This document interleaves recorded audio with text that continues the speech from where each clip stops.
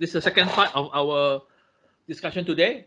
We are looking at workers' compensation. This is KQD 003, Occupational and Environmental Health in Engineering.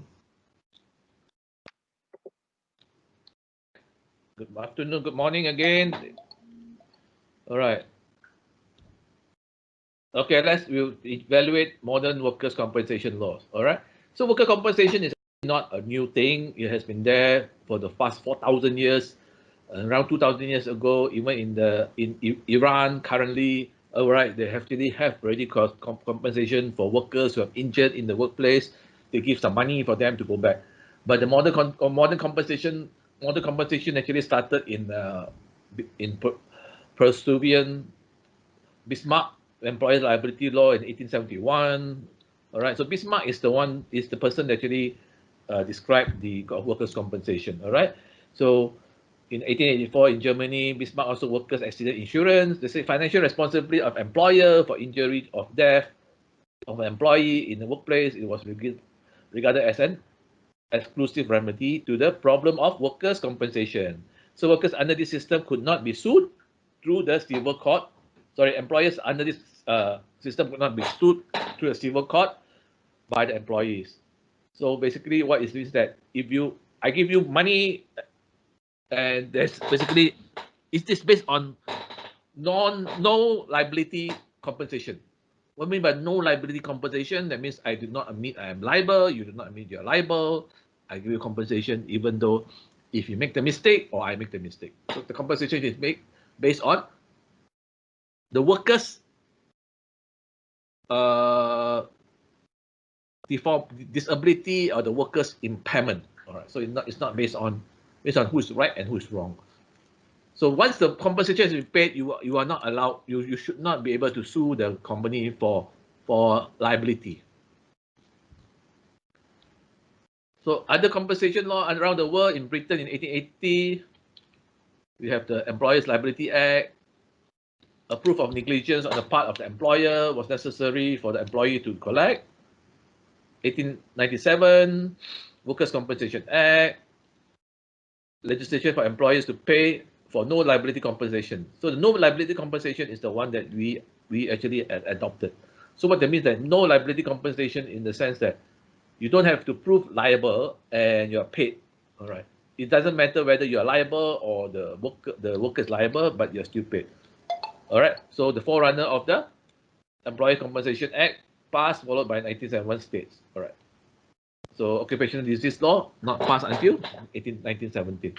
So the idea is that the issue is that the law actually changes and the focus is on no liability compensation. So our law actually focuses on no liability compensation. All right. Main principle of worker compensation system: employer give out the right to sue the employer for negligence in exchange for employer's agreement to pay for the cost of medical care and compensate the workers for time lost from work. Most compensations are embedded within the country's social security system. However, in the US and Singapore, the worker compensation system is independent and managed by commercial insurance company. So ours is basically embedded in the social security system. Ours is basically managed by SOCSO, which is the Social Security Organization. The Social Security Organization comes under the Ministry of Human Resources, but actually it's not financed by the Ministry of Human Resources. It's financed by the contribution of the insured person. So contribution from the employer and also the employee. So compensation benefit, when you talk about compensation benefit are classified into permanent total disability, temporary total disability, permanent partial disability, temporary partial disability, survival benefit, vocational or rehabilitation benefit.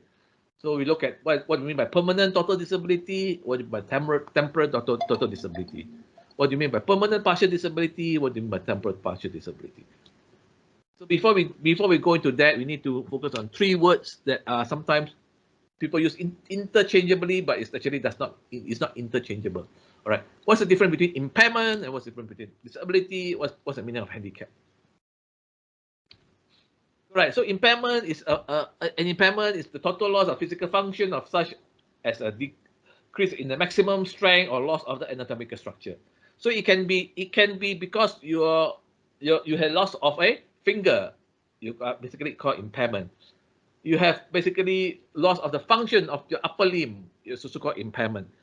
So it's a loss of the function, physical function of the upper limb, loss of the physical function of a thumb, loss of the thumb is also called loss of a finger is called impairment. So impairment means there's either physical or functional loss of anatomical structure.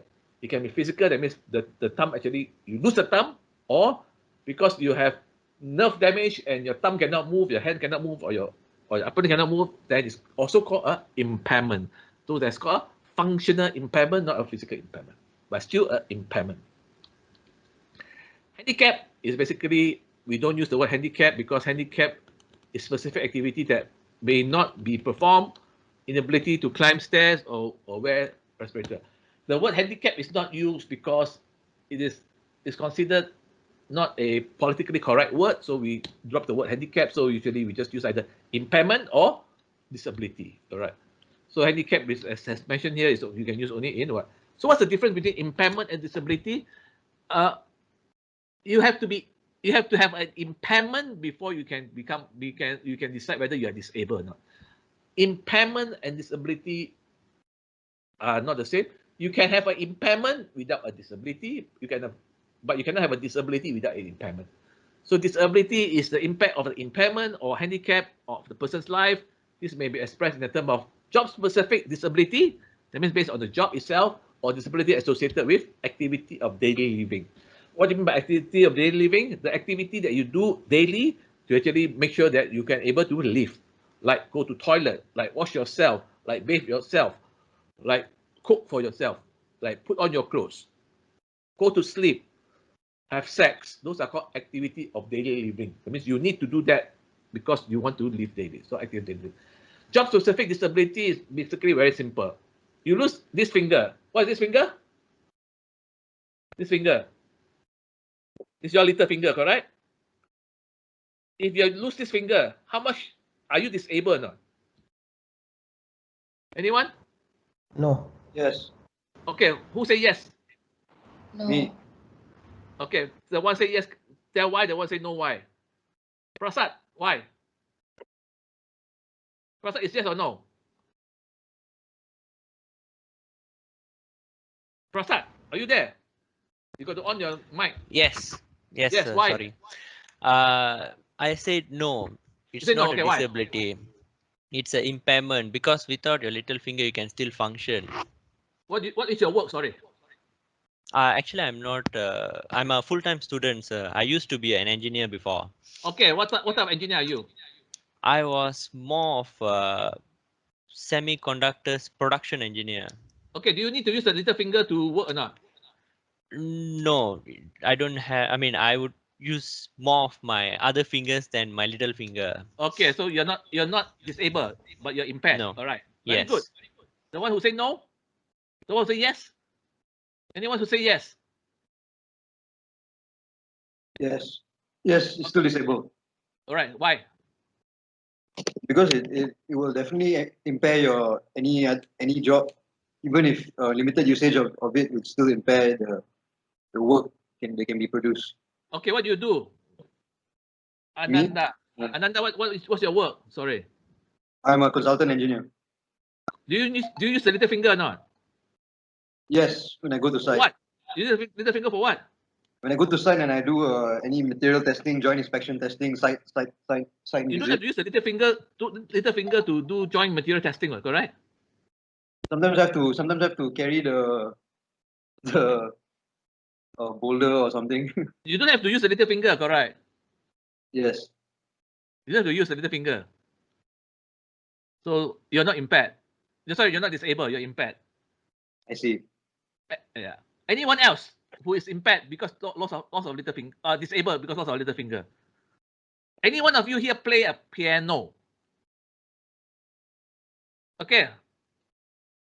My Sarah. Yes. All right. If you play piano and you are basically making money by playing piano, all right, especially classical music, you need your little finger, correct? Yes.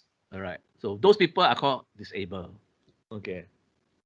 But basically that's the idea lah.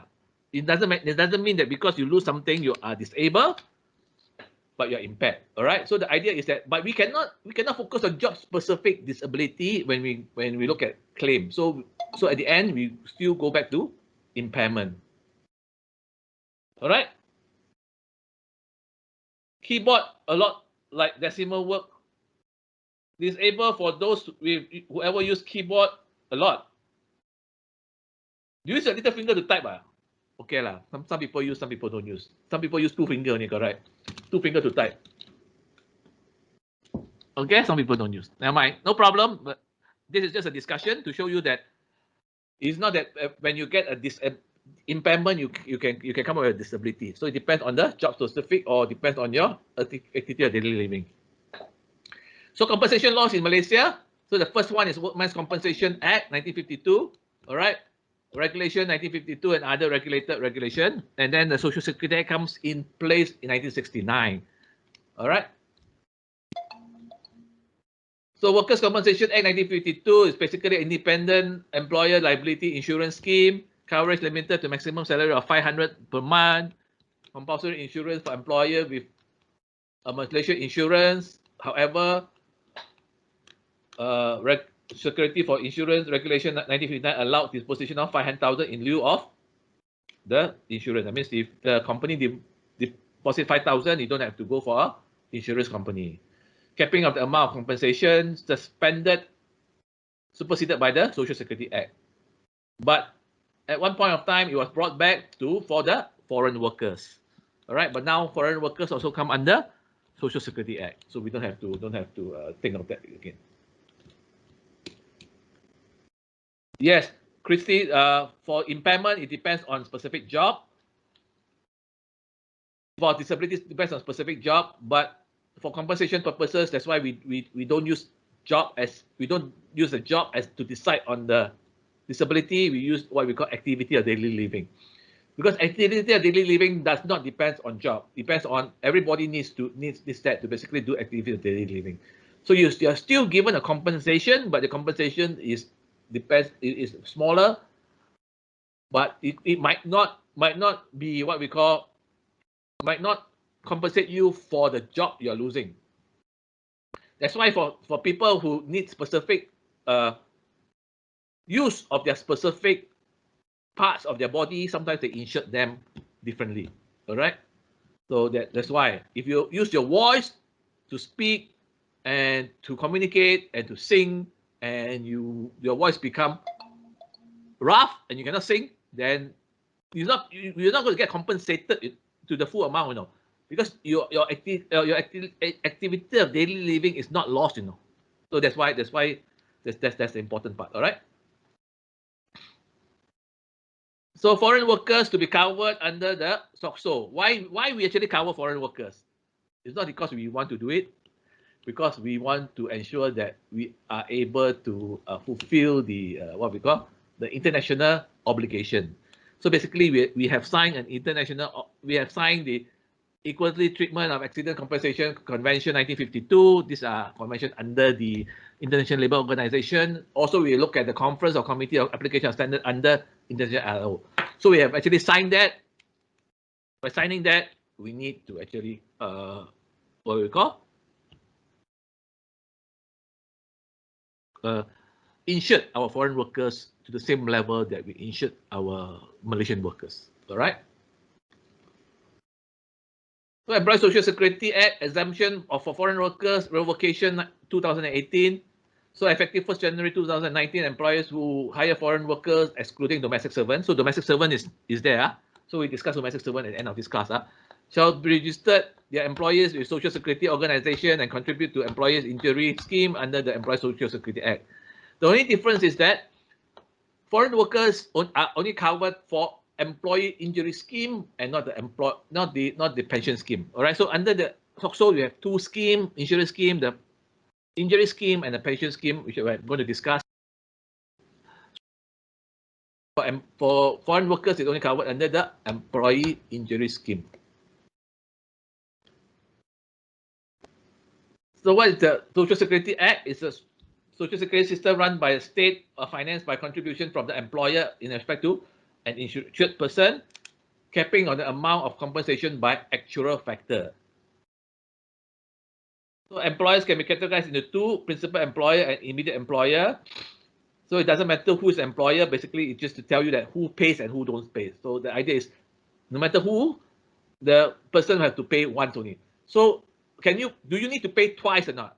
No, you only pay once only, because no matter how much you pay, if you pay twice or you pay more than the amount of your principal, you're only going to pay that amount. You cannot get two different compensation, because two different employer employ you and you pay two differently. So it must be your principal employer that you pay for you. If your principal employer doesn't pay, then your immediate employers pay. All right. What is employer liability? Basically, employer must pay for their must register the workers under SOCSO and must pay the monthly contribution for the employee. That is the responsibility of the employer. If they don't register, they're liable. If they don't pay, they're liable. And SOCSO will come back to you and charge you on whatever you don't pay from the day the worker started until and also it includes the fine on top of the amount that did not pay.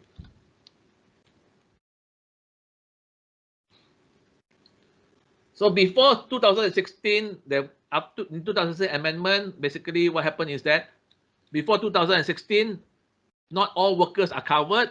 Only workers who earn less than 3,000 are covered.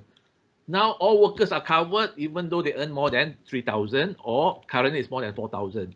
So any workers in the private sector, excluding public sector worker or excluding domestic servant, are covered under the amended Social Security Act 2016. Everybody, but the coverage only to a maximum of 4,000 ringgit of the salary. That means you only pay a premium for the 4,000 ringgit. So more than 4,000 ringgit, you still pay 4,000 ringgit, which means that when your compensation is based on 4,000 ringgit and not pay based on your full salary. So employee, basically anybody except those who is basically working in a government servant or domestic servant. So if you look at it, post 2016, all employees in the private sectors are eligible to be covered under ESSA, and it does not depend on salary. The maximum coverage amount is based on 4,000 monthly salary. That's the only thing. It's based on 4,000 monthly salary instead of, basically, if you earn more than 4,000, you're still covered, but you only pay 4,000 for the premium. Insurance scheme under ESSA, this is what you need to understand. All right. Is that there's two insurance scheme under ESSA: employment injury scheme and invalidity pension scheme. So the foreign workers are covered under the employment injury scheme, or Malaysian workers are covered under employment injury scheme. Invalidity pension scheme covered all workers until their age of 60 years old. So when you reach 60, you're not covered anymore. Before 60, you're covered. That means if you are impaired, if you are considered an invalid before the age of 60 years old, you can claim. But if you consider invalid after the age of 60 years old, you cannot claim. But the thing is that if you claim after age of 60 years, you still can claim, but you must prove that your invalidity started before the age of 60 years old. So employment injury scheme, all right. So employment injury scheme covered injury at work, injury due to commuting to and from work, and injury due to commuting at the cost of work. All right. So at work. So the issue is, what is work? What work can be in your workplace or in another place that you are assigned to work. So work can be anywhere. So commuting also considered as work under the Malaysian Social Security Act, ESSA. So what is commuting? Commuting means that from the place that you stay to the place of work is commuting to work, and commuting back to work is from the place that you work back to your home. But if there's in between, you need to send your kid to work, all right? That also is considered commuting. So if routinely you have to send your kid to work, you stop. That is also commuting, all right? But commuting doesn't cover when you use this out of your way. So it cannot be considered commuting. But you must prove that the thing you do is part of the work that is assigned to you. Let's say you're sending some of your workers back home, but that is a directive from your office, then it's also can be considered as commuting because you're still working but when you're driving, all right? And the other thing is occupational disease also is covered under the employment injury scheme. Why is it important to know that? Because the payment under employment injury scheme is much higher than the payment under invalidity pension scheme. But you cannot, as mentioned earlier, you cannot basically claim both. You either claim employment injury scheme or pension scheme. You cannot claim both, all right? You can only claim one. So invalidity pension scheme is 24-hour coverage for disabling disease and permanent nature or prevent workers from earning more than 1/3 of their normal able person earn. It also covers chronic element of diseases that could consider for invalidity, like heart disease, renal and kidney disease, cancer, mental health, chronic asthma, and other similar conditions. So this scheme is very, very good because if you, let's say you have diabetes and you need what we call dialysis, all right? And you know how much the dialysis costs? Dialysis can cost between 80 to 120 ringgit a day, and you need to do it 3 times a week. So it will cost you around 360 ringgit a week, 240 to 360 ringgit a week just to do dialysis. And SOCSO covers this. SOCSO covers this if you develop renal failure and need dialysis before the age of 60. SOCSO actually covers this, and SOCSO has been spending a lot of money to cover dialysis for people who is affected by diabetes. So employment injury scheme insurance is only contributed by the employer. So the employment injury scheme is contributed by the employer, and the employer pays 1.25% of their salary up to the maximum of 4,000, basically 1.25% of 4,000, all right? So employer actually pays. For the invalidity pension scheme, the employer and the employee equally contribute the similar amount of 0.5%. All right. So but you're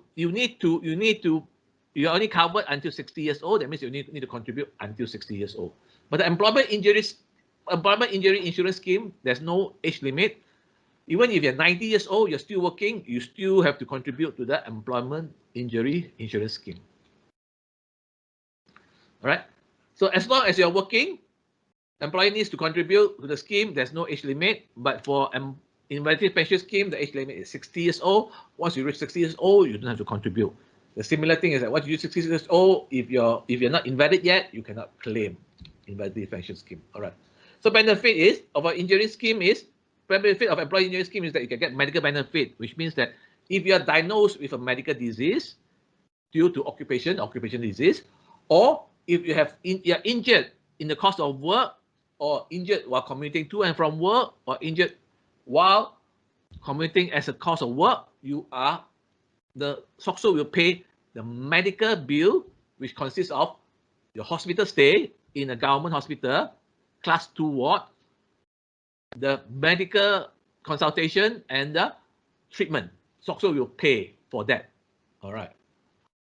And of course, after the medical bill is paid, the SOCSO will pay also temporary disablement benefit, permanent disablement benefit, constant attendance allowance. Constant attendance allowance means that if you are not able to do if you are your medical condition or your physical condition is so bad that you cannot take care of yourself, SOCSO will pay a constant attendance allowance for someone to actually take care of you. All right. Dependent benefit means that if you die, your dependent will get the benefit. Funeral benefit, if you die, you get funeral benefit. Rehabilitation benefit is very, very important now in SOCSO. SOCSO is good rehabilitation benefit. Education benefit, also the same thing. If you're injured, basically SOCSO can do, under rehabilitation, can give you education. Okay, so what's the difference between permanent, total, or partial disability, or temporary, total, partial disability? The word permanent means that the stages of the disability, a permanent, total, or partial disability means that the worker's disability has reached a stage where no further improvement is foreseeable, with or without medical intervention. So there's no improvement. So that's why called permanent. Once you reach permanent, SOCSO will pay you you need to go to medical board. The medical board will decide how much you pay, how much compensation to pay, percentage of compensation to be paid, and they will pay you that amount of compensation. So it depends on the total percentage. They can pay you in a lump sum, or they can pay you as some sort like a pension kind of amount. So what's the between what is temporary disablement benefit? Temporary disablement benefit, either total or partial, is basically SOCSO would pay around 80% of your insured salary. All right. Let's say you're insured for 4,000. SOCSO will pay 80% of the 4,000, which is 3,200 ringgit every month and then it's divided by the day of work. So every day for that amount until you are out of temporary disablement. That means until you are not given an MC. So if you have given an MC by a doctor of 4 days or more, SOCSO will basically pay for the 4th day onwards, the 80% of the insured amount of, let's say, 4,000 or 3,000 or 2,000. All right.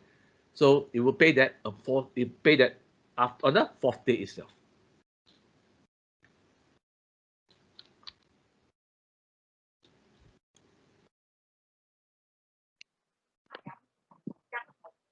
Any question? If the temporary, is it the long rest like that? Temporary is an MC. Temporary is an MC. And more than 3 days is considered temporary already, right? Yes, more than 3 days. Like leg blocker, they need the time recover for 1 month. They call temporary lah. If the doctor give you an MC of more than 3 days, then you can claim temporary disablement. Okay. All right. So the doctor must give you an MC. Without an MC, you cannot claim anything. All right. Okay. Not that. So it's an MC. Okay. So permanent total, partial total, the amount payment is based on the degree of disability of the workers. So that's permanent. That means, let's say you lose a finger. All right. If you lose a finger, if you lose this finger, I will pay you straight away because you cannot recover. Correct. This is called permanent partial disability. That means permanently you lose this finger, your little finger. I don't have to wait until you get better because I got to pay you anyway. So I'll pay you for this finger. All right. But let's say you get injured and you can recover, then I hope that you recover. We hope that you recover, so we'll pay you for the time you're not working. All right. Let's say you're not working for 3 months, we'll pay you for the 3 months. You're not working for 6 months, we'll pay you for the 6 months. You're not working for 4 days, we'll pay you for the 4th day. Correct. That's called temporary disablement benefit. So we pay the medical certificate. Based on medical certificate, that's why you need to get a medical certificate from the doctor. All right. And there should not be a interval where you are not given medical certificate. The medical certificate should be given as a continuous, so it's easier. So the other insurance scheme is the invalidity pension scheme. So for invalidity pension scheme, if you're considered an invalid, that means you are not able to perform at least 1/3 of your, not able to earn at least 1/3 of your salary, then you're considered an invalid. So an invalid, you get an invalid pension. The same thing, you get an invalid grant constant attendance allowance. You get a survivor pension, you get a funeral benefit, disability benefit, and education loan. The difference between invalidity pension and the injury scheme is that the invalidity pension, the amount paid is a bit lower than the injury scheme. All right. So your invalidity constant grant constant attendance allowance is a bit lower. Your invalidity pension also a bit lower than what you get for your injury scheme. And it's more difficult to get invalidity because you need to prove that you are an invalid. An invalid is basically says that you are not able to earn at least 1/3 of your current customary salary. So other benefit that is given by SOCSO now, they give health screening. All right. So one-off health screening for people with 40 years and above. Have you all done that? Any one of you here over 40? All right. No. Okay. They give a subsidy for hemodialysis. Yes, call, you're over 40. Yes. Simpan, Yes. have you done your health screening? No. Not yet. They give you a free one. You haven't done it lah. I don't know this. They give you the voucher. The voucher is they give you free. If you're working, Okay. like if you're not working, then they don't give you. All right. Subsidy for hemodialysis. If a worker suffer from kidney failure or require hemodialysis, SOCSO will provide the subsidy for the workers. It is a lot of money SOCSO spend on this. A lot of money. That's why SOCSO basically come out with the health screening program. What they want to do with the health screening program is to reduce the number of people needing hemodialysis. Because they're spending a lot of money on hemodialysis, they want to make sure that people are getting healthier so that they don't have to spend so much money on hemodialysis. And that's why they're doing it, just also because they want to contribute back to the community. The other big program that SOCSO runs is the Return to Work program. That's a very, very big program. All right, SOCSO has a rehabilitation center in Malacca that provides return to work services for those who injured in the course of their work. So SOCSO actually there's two parts to return to work or return to work program. There's two parts to rehabilitation. One is the medical rehabilitation. One is the social or not the social, what do you call that? The workplace rehabilitation. There's another word for it. All right. Basically, medical rehabilitation happens in the hospital. The other one to allow you to go back to work happens in the SOCSO will basically have the rehabilitation center. So the rehabilitation center in Malacca actually have to teach you how to rehabilitate you to go back to work. So they have health work hardening exercises. That means typically to assess you how to go back to work. So there's a lot of facilities in the medical SOCSO Tun Razak Rehabilitation Center in Malacca. All right. If you haven't visited it, if you have chance, go and visit it. It's a very, very nice center. You have all the facilities, and the facilities are very, very modern facilities. This is one of the best center in the region. All right, in the region means in Southeast Asia. So people coming from Singapore, also from other countries, basically they want to look at the center. So very, very good center. If you have chance, go and visit it. Okay. So we have this Employment Insurance System Act 2019. All right. This is not something to do with compensation, but this is just to make sure that we covered things that is related to workers. So you need to just understand this so that you will know that there is something called Employment Insurance System Act. All right, this is Act 800. It comes out in 2019. So this act is to provide for the employment insurance system administered by Social Security Organization to provide certain benefit and a re-employment placement program for insured person in the event of loss of employment, which will promote active labor market policies and for matters connected to therewith. So if you are already insured under SOCSO for the ESSA, Employment Social Security Act, for employment injury or for invalidity pension, your employer would need to contribute to this employment insurance scheme also. The contribution is basically very small. All right. So the employment insurance scheme is applicable to all industry having one or more employees, except for person described in the first schedule. It's basically casual worker, domestic servant, public servant, local authorities or statutory body, person less than 18 years old, and person more or equal to 60 years old.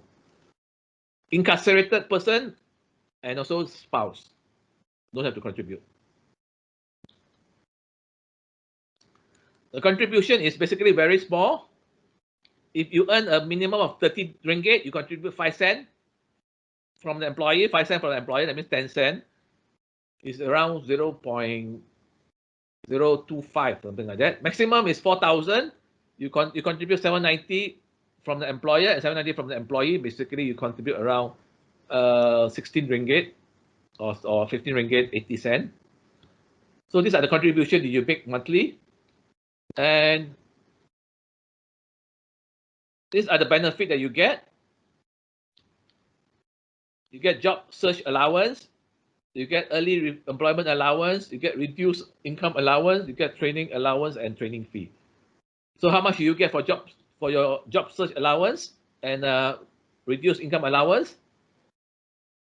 All right, so benefit for job search allowance, reduced income allowance. First month you get 80% of assumed monthly wages. Second month you get 50%.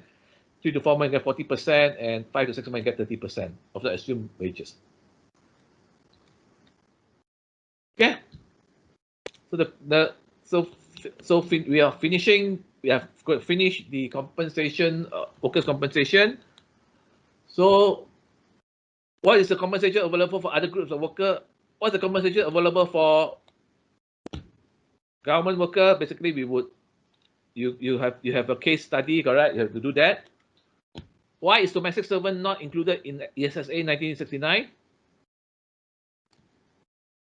All right. Why is domestic servant not included in ESSA 1969? And also it's not included in employment insurance scheme act 2019. Why? Anyone?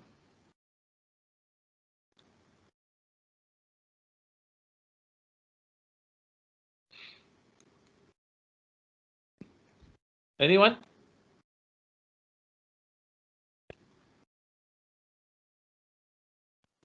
Probably it can be bias. Bias for what? Bias when it comes to like a disability and some medical practitioners could be biased towards these people. Okay. Domestic servant also not covered under OSHA. You notice or not? Okay. All right. Why? Very simple. Who hired a domestic servant? The government. Hey, domestic servant, what's the government? Household. Household people. Yes, household. So if you want your household to become a workplace, how can we ensure safety and health in your household? So the idea is they are not considered workers, they're considered servants. That's the problem. That's a different thing. All right. So that's why they are not covered. So it's very, very complicated in a domestic servant. So domestic servants are not covered under OSHA for the facts that if it's covered under OSHA, you have to ensure your workplace comply with OSHA Act 1994, correct? And the workplace is where? Your home. Does your home comply with OSHA 1994? Can you ensure your home complies with OSHA 1994? So the idea is the same. The thing is that if we cannot enforce it, if we cannot have a method to actually do it, it's better don't have it, correct? That's what I mentioned earlier. You can say you have it already, then okay, you all decide what to do. So that's why it's not there covered. All right. Will you receive compensation from SOCSO if you were diagnosed with COVID-19 disease? Anyone? Or you get disability because of COVID-19 disease? Anyone? Or would they cover your medical bill in hospital for COVID-19 disease? I think no, sir. All right, no. No, sir. Because it's not work related. The only thing they covered, only things also will cover if you are from a hospital. All right. Hospital based, then they will cover you. If you're not hospital, they won't cover you because it's not work related that you get COVID-19. Although let's say you get it from your workplace. Even you get it from your workplace, it's not work related. It's still under community transmission. Okay? Clear? Thank you very much.